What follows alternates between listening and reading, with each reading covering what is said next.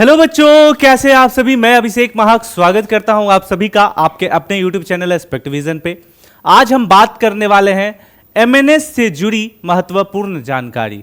इससे पहले भी हमने एमएनएस के बारे में बहुत से वीडियो बनाए हैं जो हमारे चैनल पर अवेलेबल है, लेकिन आज का ये जो क्लास होने वाला है एमएनएस से रिलेटेड, ये बहुत ही महत्वपूर्ण होने वाला है। ऐसा क्यों, सवाल ये उठ रहा होगा आप सभी के मन में।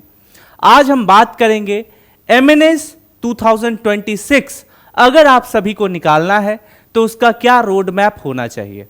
साथ में ही एक ऐसी बातें आप सभी के साथ मैं साझा करूंगा एमएनएस से संबंधित जो आप सभी को शायद पता ना हो, और मैं दावे के साथ यह कह सकता हूं कि अगर आपको एमएनएस का इतिहास पता चल जाए तो आपके अंदर 2026 एमएनएस की तैयारी करने का एक जुनून आ जाएगा। जी, बात है एमएनएस की जब हमारा भारत जो है वो आजाद भी नहीं हुआ था। ये तब से अपने अंदर गौरवशाली इतिहास को समेटे हुए है। तो आज के सेशन को चलिए स्टार्ट करते हैं, लेकिन उससे पहले आप सभी बच्चे क्या करेंगे कि ये एस्पेक्ट विजन के द्वारा व्हाट्सएप ग्रुप बनाया गया है। जो भी बच्चा 2026 में चाहता है एमएनएस का एग्जाम देना, उन सभी से मैं रिक्वेस्ट करूंगा कि आप सभी के सभी इस ग्रुप को ज्वाइन कर लेंगे। लिंक आपका डिस्क्रिप्शन के साथ साथ कमेंट में पिन कर दिया गया है। इसका बेनिफिट क्या होगा कि 2026 के एग्जाम से संबंधित जितने भी अपडेट्स होंगे वो आपको टाइम टू टाइम मिलते रहेंगे और आप अपनी तैयारी को निरंतर कंटिन्यू करते रहोगे। तो चलिए अब बात कर रहे हैं इसके इतिहास के बारे में। गौर से सुनिएगा कि जब भी इतिहास की बात आती है, इतिहास में हमने वर्ल्ड वॉर 1 और वर्ल्ड वॉर 2 के बारे में जरूर सुना होगा। आप में से कोई भी ऐसा बच्चा नहीं होगा जो वर्ल्ड वॉर 1 और वर्ल्ड वॉर 2 के बारे में नहीं जानता होगा।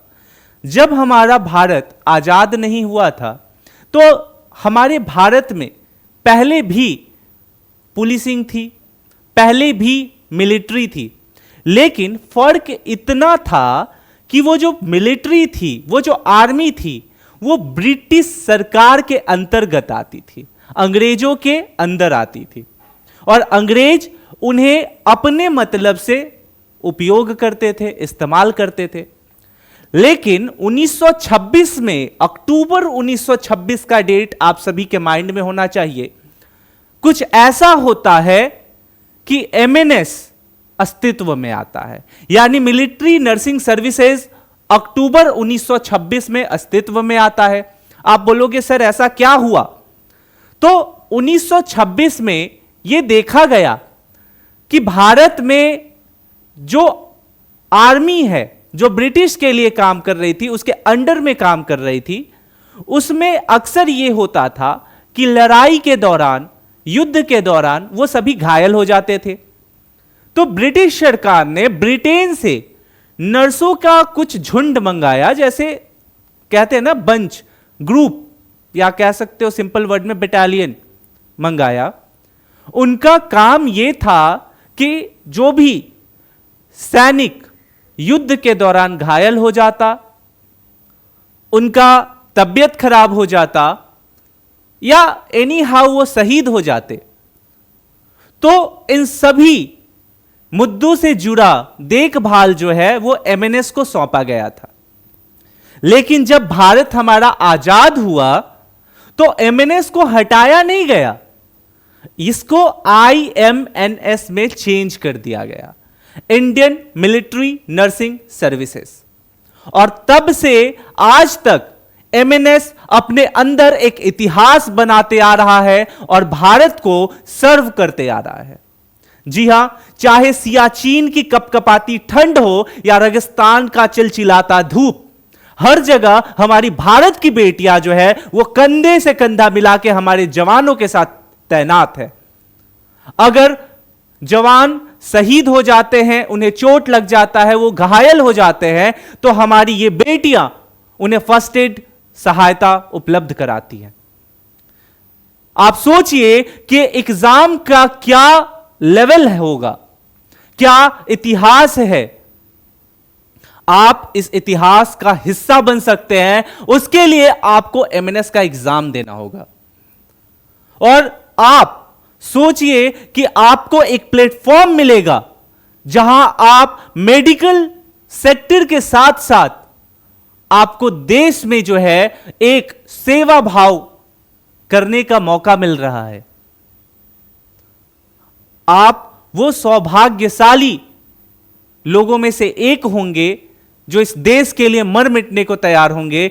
जब आपके कंधे पे वर्दी आएगी, जब आपके कंधे पे स्टार लगेगा, तब अपने पेरेंट्स को देखना कि वो क्या गौरवशाली महसूस करते हैं। आप इस देश के नागरिक हो, आपका यह जिम्मेदारी है कि इस देश के लिए कुछ करें, आप अपने परिवार के लिए कुछ कीजिए, यह सभी आपकी जिम्मेदारी है। अभी मैं आपको एक चीज दिखाता हूं, यहां पे आप देखो, उस समय से जब भारत आजाद हुआ, आईएमएनएस की स्थापना हो गई, तो सभी बेटियों को जो नर्सिंग सेवा दे रही थी, प्रदान कर रही थी, उन्हें एक वर्दी प्रोवाइड की गई। और ये आप देख सकते हैं, देख रहे हो, और इनके कंधे पे आप स्टार देखो, अशोक स्तंभ देखो, ये हर कुछ अलग अलग पोस्ट को बयां करता है। आप गौर से देखो, हर बेटियों के कंधे पे आप अच्छे से देख सकते हो स्टार, ठीक है। और एक सबसे बेस्ट चीज आपको मैं बताता हूं कि जब एग्जाम आपका निकल जाएगा ना, तो आप एक लेवल जो है आपको मिलेगा, और वो लेवल आपके तजुर्बे के साथ साथ, अगर आप कैपेबिलिटी रखते हो तो उसके साथ साथ अपग्रेडेड होते जाएगा। एग्जाम्पल के लिए मैं आपको बताता हूं कि जब आपका ये एग्जाम निकलेगा तो आपको जो पोस्ट मिलेगा वो लेफ्टिनेंट का पोस्ट मिलेगा। और लेफ्टिनेंट का पोस्ट क्या होता है, जरा एक बार आप पता कीजिए।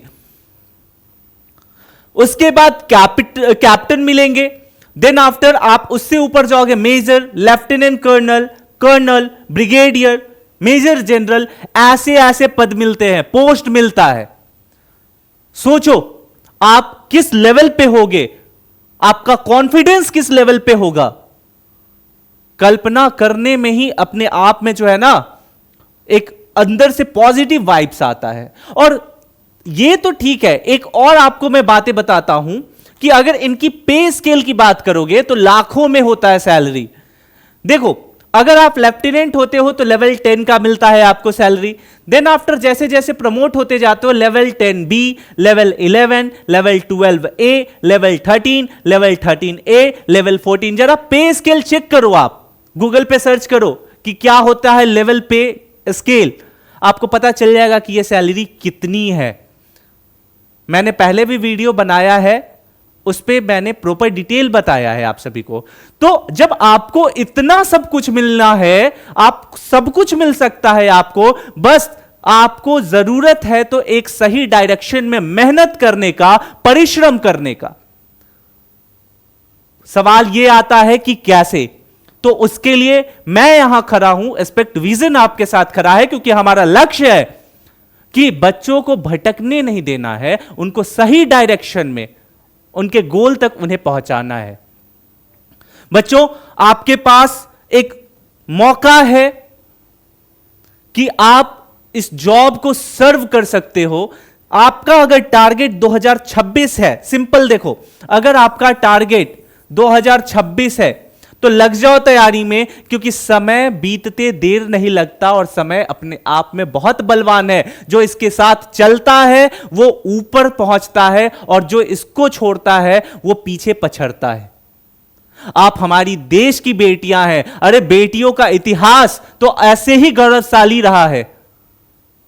आपने सुना होगा, खूब लड़ी मर्दानी वो तो झांसी वाली रानी थी। आप उनसे कम हो क्या? आपको जो है ये मौका दे रहा है, आप वर्तमान की झांसी हो। देखो 2026 आपका जो है ये लक्ष्य है, कैसे इसको निकालना, एक चीज ऑलवेज याद रखिए। मैंने पहले वीडियो जो है अपलोड किया है।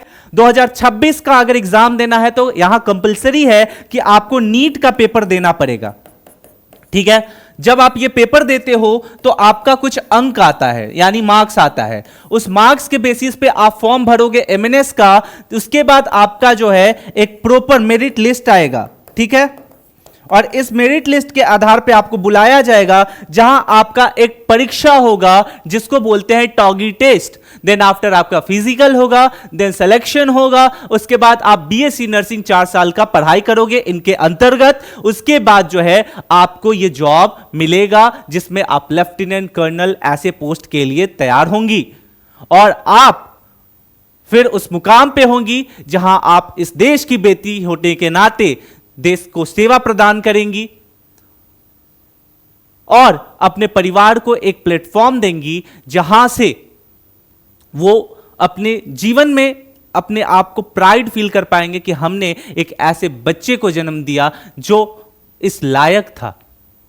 तो किस बात की देरी है, लग जाओ, क्योंकि समय बीतते देर नहीं लगेगी। आगे आपको जो भी दिक्कत आएंगी, जो भी समस्या आएंगी 2026 की तैयारी में, आप बेझिझक हमसे पूछ सकते हो।